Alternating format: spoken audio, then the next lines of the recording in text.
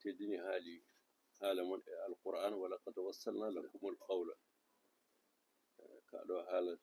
حالة دو kala ɗo neɗɗo wawi wonde aduna yettoɗo beltima no fewi sëriñ bi mu ngi wax assalamu alaykum wa rahmatullah neena mu ngi leen nuyu yéen ñëpp di leen nuyu yéen ñëpp yéen waa presse bi yëpp comme nu nga ko waxee si nasu alquran bi walaqad wassalna lakumul qawla yéen yéenay ñëw fii taataan ay kàddoom bu wasaare si àdduna bi yëpp yéen loolu bég na si lool jonne nde ko ɗo e to sarifi wini galle ceerno Muntaga Ahmad galle ceerno Muntaga Ahmad noon ne woowi huccodirde presse ne woowi huccodirde Sénégal naaɓe fof huccodirde aduna fof haalde mum nee na toogaay bi ni ko Ceerno Chérif waxee wax na sax kër Ceerno Madani waaye dafa ne kër Ceerno Muntaga taal ngeen ñëw kër Ceerno Muntaga baaxoon na bu ay mbir amee si réew mi wala yu jotal lu concerne waa Fuuta woo presse bi yëpp kon ni ngeen teewee fii ñu ñëw jàkkaarloog yéen waxtaan ak ñu waa Fuuta ak waa Sénégal yëpp lu concerne Fuuta non lu concerne Sénégal nee na lu concerne Sénégal yëpp lu concerne aduna bi yëpp kewi Fuuta ko no kewi aduna ndax li xew Fuuta xew na itam si aduna bi yëpp kon ñun niñ ko gisee ko concerne ko Sénégal foofu nee na Sénégal yëpp la concerné nabi sallallahu alayhi wa sallam wi al insanu ka jismi al insan إذا استكى منه عضو تداعى له سائر الجسد nee na yonent bi sallallahu alayhi wa sallam nee na nit way kon tergal goor halli dafa mel ni rek benn cër si nit si doomu aadama kala ko heɓi ngal ɗo tergal lépp lu jot benn cër misaal si bopp bu amee lu ko jot yaram bi yëpp da koy yëg Sénégal e aduna fof ko neɗɗo goto moo tax mu ne Sénégal ak aduna bi yëpp benn jëmm la wi taawanu alal birri wa taqwa wala taawanu alal ismi wal udwan ko waxee rek ballodire e ko moƴƴi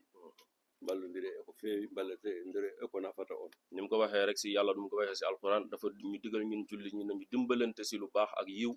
ñu bañ a dimbalante si lu bon ak luy lore nabi sallallahu alayhi wa sallam inna allaha fi awni al abdi ma dama al abdu fi awni akhihi al muslim kala ɗon allah ne walla kala julɗo kala neɗɗo ɗo wawi wonde allah ne walla ɗum ma dama neɗɗo o ene tinni e bandu musidɗo muɗum nee na yonent bi sallallahu alayhi wa sallam nee na nit yàlla mu ngi koy dimbali doon fekk mu ngi nekk si li dimbali doomu aadama yi min kalowo ɗo komi nelaɗo komi nelimi ko kulafa mawɓe meɗen mawɓe diine ɓe nee na moom mii di jëkkati kàddu moom dañ ko yónni rek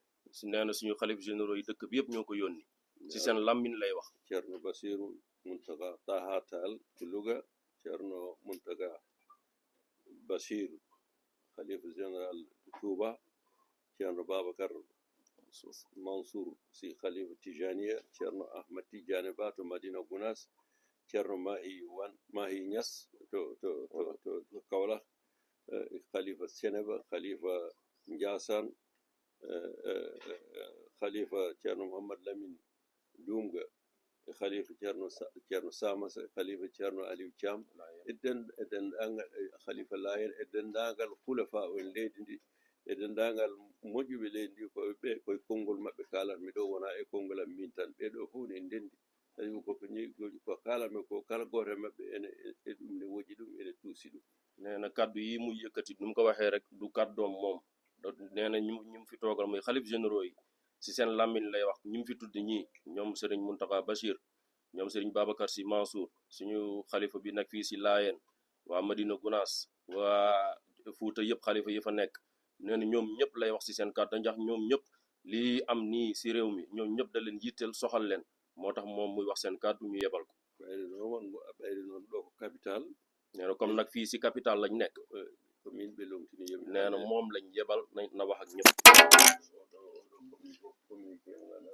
kala neɗɗo gonɗo e nder leydi e ko Allah hay so yalti leydi ndi so tawi nani konngol ngol ene concerné ɗum nee na communiqué bii wala liñ fi jàllale képp koo xamante ni doomu réew mi nga nekk si biir réew mi wala nga nekk si bitim réew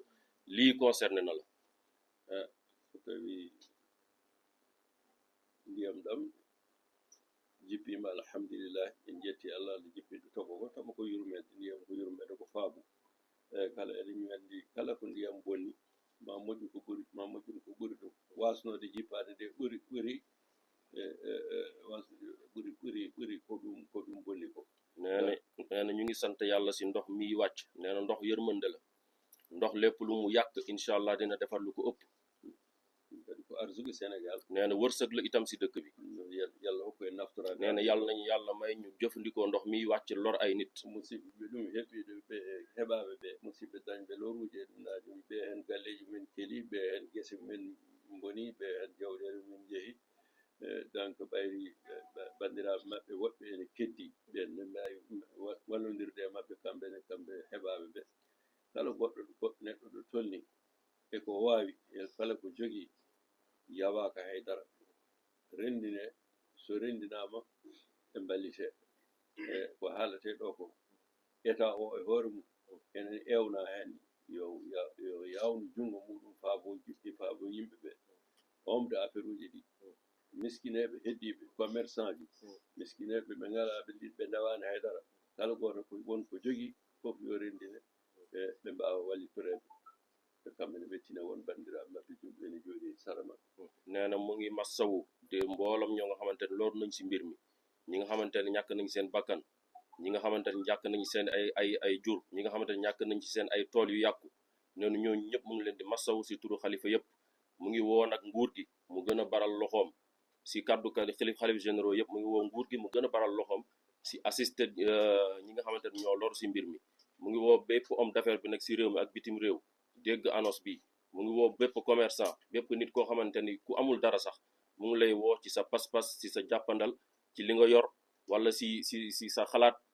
lu mu gën a gaawee ñun ñëpp ñu booloo fas yéene jëm jàkkaarloo ak lii nga xamante ni mu ngi lor suñu ay mbokk sénégalais satara musliman satrahullah sa suuri neɗɗo noon Allah hokkumani sutura ko ɗum ɗo noon koɓe heɓaɓe koɓe jeeyaɓe ndewen hen Allah goto men fof Allah hattali ɗum waɗa hen nee na ni ko yonti bi sallallahu alayhi wa sallam waxee si xaris bi rek nit boo suturalee nit rek yàlla sutural la nee na ñun nag ñun ñëpp ñun sénégalais yëpp nañu booloo jaamu si li yàlla buñ si jaamoo yàlla ñun ñëpp dinañ am si yool yi li si am bu rendinde ko noon so tawi woodi ko Allah walli ene wawi naweede juma Cheikh Oumar ene wawi naweede juma Tiwawon ene wawi naweede juma Massalikul Jinan ene wawi naweede juma Madina Gounass ene wawi naweede ɗo point ɗo kala ɗo wawi wonde kala ɗo jomumen jooɗi ene wawi naweede toon so rendinama rendine woda no waɗira nee na lépp lu ñu am si mbir mi dajale ko mun nañ ko indi fii si juma Cheikh Oumar fii mun nañ ko indi itam fii si Massalikul Jinaan mun nañ ko indi fii si suñ mbokku laayeni seen mun nañ ko indi fee si juma Touba wala Tivaouane l'essentiel daal mooy ñun ñëpp nañu concerné ñun seen doomu Sénégal yëpp ñu concerné ñi nekk si bitim réew ak ñi nekk si biir réew mi yëpp ñu concerné ñu farlu dajale luñ yor ak luñ am yëpp ñu dajale ko si benn bërëb fas yéene ko dem jàppale ko ñooñu yàlla waɗe nee na yàlla nañ si yàlla jàppale nag to o jippingo wona fen nee na ndox mi ak lu mu wàcc ak lu bëri waayam ak fi mu dugg yëpp nee na loolu la yàlla doon njëriñ si réew mi kala ndiyam no wawi fof ko nafat nee na ndox ak lu mu munti mel ak lu mu munti lor bi njëriñ lay jur après jetti Allah e awɗo nema nee na ñu ngi si sant yàlla si neema bii mu wàccee si ñun nee na salaamaaleykum wa rahmatullah face aux intempéries et aux inondations que vivent toutes les régions du Sénégal, et il l'a dit dans ses propos, à travers le monde même, on voit des inondations. Il a décidé aujourd'hui de faire une déclaration pour appeler tous les Sénégalais d'ici et de la diaspora à un moment de compassion, à un moment de solidarité envers toutes ces populations qui aujourd'hui sont sinistrées et déplacées, que ce soit dans la région de Saint-Louis, Podor, Matam, mais aussi à Bakel et à Tambacounda, Kédougou. Ces moments, il sait que ces moments sont très difficiles pour ces populations-là. Et au nom de tous les khalifes qui sont actuellement là au Sénégal, il parle en leur nom parce qu'il dit qu'il est juste leur messager et qu'il porte juste leur message. À savoir, aujourd'hui, il y a une nécessité pour que les Sénégalais se mobilisent. Le khalif Thierno Bachir Tal, le khalif général de la famille omarienne, le khalif Thierno Mohamed Bachir Muntaha Mbaké, le khalif Serigne Babacar Mansour Sy, le khalif Mahi Niass, le khalif de Ndiassane, le khalif des Layènes, le khalif, tous les khalifats qui sont au Fouta. Aujourd'hui, Thierno Madani les associe à ces propos-là, parce qu'il sait que s'ils étaient ici aussi, parce que c'est Dakar, parce que c'est la capitale, parce que c'est une nécessité immédiate pour toutes les populations qui souffrent, il a décidé de parler en leur nom. Il appelle aussi tous les hommes d'affaires, toutes les personnalités, tous les gens qui peuvent aider, et tous les citoyens à un moment de solidarité qu'ils amènent tout ce qu'ils ont, que ce soit de l'eau, des matelas, des habits, des médicaments, qu'ils puissent les amener dans les mosquées dédiées, soit à la mosquée omarienne, soit à la mosquée de Massalikul Jinan, soit à la mosquée de Tivaouane, quel que soit l'endroit où on peut vraiment mettre en relation tous ces dons qu'on peut amener chez les sinistrés. Thierno Madani demande à ce que les gens aujourd'hui se mobilisent pour qu'on puisse aider. Il a dit aussi que chaque musulman doit pouvoir aider son prochain. Et c'est dans ces moments-là, il n'y a pas que l'État qui peut faire. Même s'il a demandé à l'État de fournir plus d'efforts, de mobiliser plus de personnel, de mobiliser plus de moyens, il demande aussi que les citoyens en fassent autant parce que c'est une solidarité nationale et c'est un vécu qui est en train d'impacter tous les sinistrés dans ces zones que j'ai citées à travers le Sénégal. Il rappelle toutefois que ces intempéries-là sont liées aussi au changement climatique, mais aussi c'est un don de Dieu d'avoir de l'eau. Que la pluie vienne, ça c'est un don de Dieu. Il dit que c'était pire qu'on ne puisse pas avoir de la pluie. Mais aujourd'hui que la pluie est là, même s'il y a des dégâts, la pluie et l'eau réparent beaucoup plus qu'elle n'amène de dégâts. Et dans ces moments-là, il prie que pour un Sénégal de paix, un Sénégal de prospérité, mais un Sénégal aussi où les gens puissent vraiment comprendre que dans des moments difficiles, que chaque prochain a besoin de son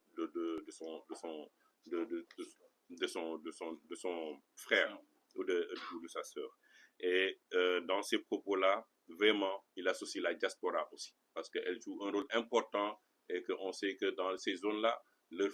beaucoup de leurs familles sont à l'extérieur. Il leur demande aussi d'amener leurs appuis et qu'ils seront d'ici la fin de la semaine, qu'on puisse rassembler tout ce qu'on a, qu'on fasse vraiment une grande délégation avec tout ce qu'on a pu mobiliser et qu'on amène ça, que ce soit du riz, que ce soit beaucoup, surtout qu'aujourd'hui, il y a des problèmes d'eau, il y a des problèmes de salubrité, que les Sénégalais se mobilisent autour de ce moment de solidarité nationale pour le bien-être des Sénégalais qui sont dans ces régions-là. Je vous remercie.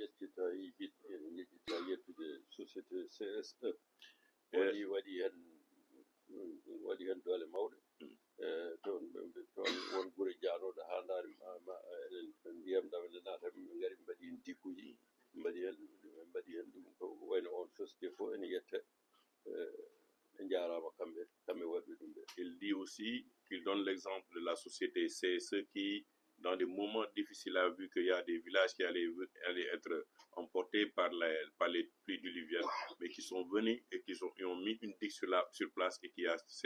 et cette digue-là a permis de sauvegarder les villages environnants. Oui, il a dit aussi beaucoup de volonté, de personnes de volonté ont acheté des sacs de sable, ils ont offert là-bas, dans ces régions-là, pour pouvoir vraiment freiner les inondations dans les foyers. Et ça aussi, il remercie toutes ces bonnes volontés-là qui se sont manifestées très tôt pour amener leur appui.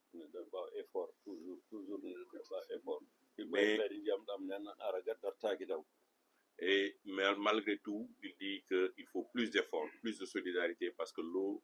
continue d'inonder les villages, continue de récupérer des habitations. Donc, il faut que les gens se mobilisent le plus rapidement possible.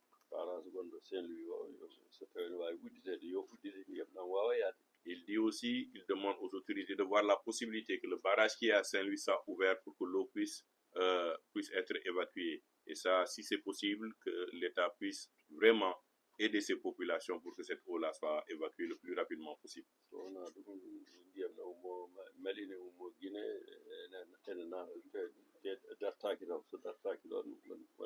Oui, et puis il dit qu'il y a beaucoup d'eau qui vient en concours du Mali et des pays avoisinants. Donc si cette digue-là n'est pas ouverte, il pense que les difficultés vont continuer pour ces populations-là. Qu'Allah nous préserve, qu'Allah préserve le Sénégal et toutes nos prières aussi pour ces personnes sinistrées. Il dit qu'à la fin de la journée, quand on regardera avec le temps, ce sera la paix et vraiment on va reconstruire ces villages-là. Il dit qu'il remercie toute la presse parce qu'ils se sont mobilisés vraiment pour porter son message, pour porter le message des khalifes généraux aujourd'hui qui sont soucieux de tout ce qui se passe aujourd'hui dans les régions inondées au Sénégal et qu'il vous remercie pour votre présence, mais aussi pour pouvoir être dans des moments de compassion, les relais pour ces populations sinistrées, entre ces populations et aussi les autorités pour que des moyens soient dégagés le plus rapidement possible. nee na mu ngi leen di ñaanal yàlla na yàlla defal barke mu barkeel adduna bi yëpp.